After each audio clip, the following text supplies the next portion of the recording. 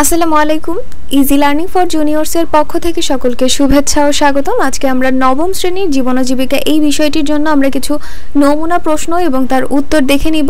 তোমাদের ইতিমধ্যেই জানো যে আগামীকাল তোমাদের ষান্মাসিক সামষ্টিক মূল্যায়ন এই পরীক্ষাটি জীবন ও জীবিকা এই বিষয়ের উপরে অনুষ্ঠিত হবে। তো এই জন্য আমরা কিছু নমুনা প্রশ্ন তৈরি করেছি, যার উত্তরে আমি তোমাদের দিয়ে দিচ্ছি।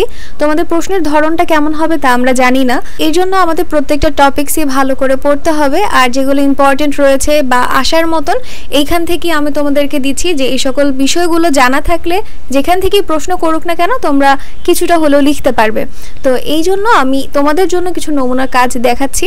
প্রথমেই কাজ 1 রয়েছে, তোমার পরিবারের বাজেট পরিকল্পনার সময় কোন কোন দিকগুলো বিশেষভাবে নজর রাখো। আর এই কাজটির যে উদ্দেশ্য তা হচ্ছে পারিবারিক বাজেট পরিকল্পনা করতে পারবে। আর এই কাজটির ধরন হচ্ছে একক কাজ, মানে এককভাবে তোমাকে এটা সম্পূর্ণ করতে হবে।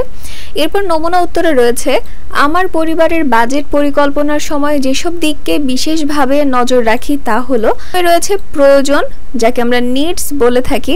পরিবারের যেসব জিনিস অবশ্যই লাগবে বা থাকতেই হবে তার জন্য অর্থ বরাদ্দ হয়েছে কিনা, অর্থাৎ পরিবারের নিয়মিত যা যা দরকার হয় সেগুলোর জন্য অর্থ বরাদ্দ আছে কিনা। চাওয়া, ওয়ান্টস, যেসব জিনিস পছন্দ কিন্তু দৈনন্দিন জীবনযাপনে সেগুলো না হলেও চলে, সেসব খাতে আপাতত ব্যয় না করে অর্থ সঞ্চয় করে রাখা হয়েছে কিনা। এরপর রয়েছে সঞ্চয় মানে সেভিংস, ভবিষ্যতে পরিবারের আর্থিক নিরাপত্তা, বিনিয়োগ ও বিনোদনের জন্য অর্থ বরাদ্দ হয়েছে কিনা। এবং সর্বশেষ রয়েছে নিরাপত্তা মানে ইন্স্যুরেন্স, অপ্রত্যাশিত খরচ, দুর্ঘটনাজনিত ব্যয় অথবা জরুরি প্রয়োজনের জন্য অর্থ বরাদ্দ হয়েছে কিনা। তো এই হচ্ছে তোমাদের প্রথম কাজ। প্রথম কাজের উত্তর আমি দেখিয়ে দিয়েছি। এখন চলো আমরা দ্বিতীয় কাজে চলে যাই। দ্বিতীয় কাজটা হচ্ছে লাইফ রেইনবো মডেল ক্যারিয়ার গঠনে কিভাবে সাহায্য করে।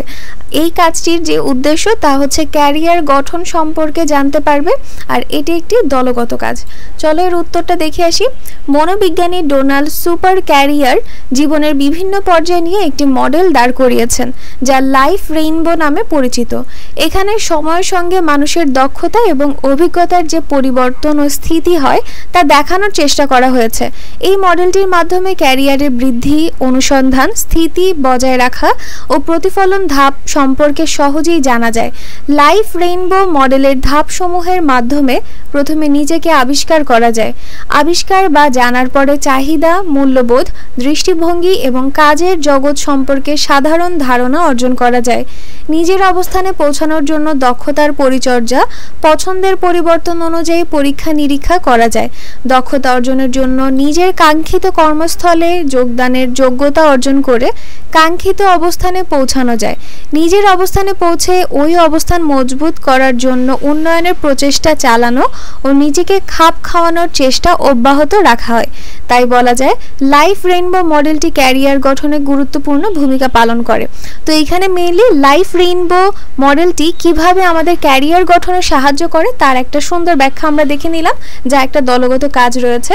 তো এরকমভাবেই কিন্তু তোমাদের কিছু পরীক্ষায় একক কাজ বা দলগত কাজ করতে দিতে পারে। আশা করছি তোমাদের কিছুটা ধারণা হয়েছে যে এরকম টাইপের প্রশ্ন আসলে কিভাবে উত্তরটি করবে। তো আজকের ভিডিওটি এই পর্যন্তই। ভিডিও যদি তোমাদের কাছে ভালো লেগে থাকে তাহলে অবশ্যই সাবস্ক্রাইব করে দিবে এবং পাশে থাকা বেল আইকন বাটনটি প্রেস করে দিবে। তো আজকে এই পর্যন্তই। আল্লাহ হাফেজ।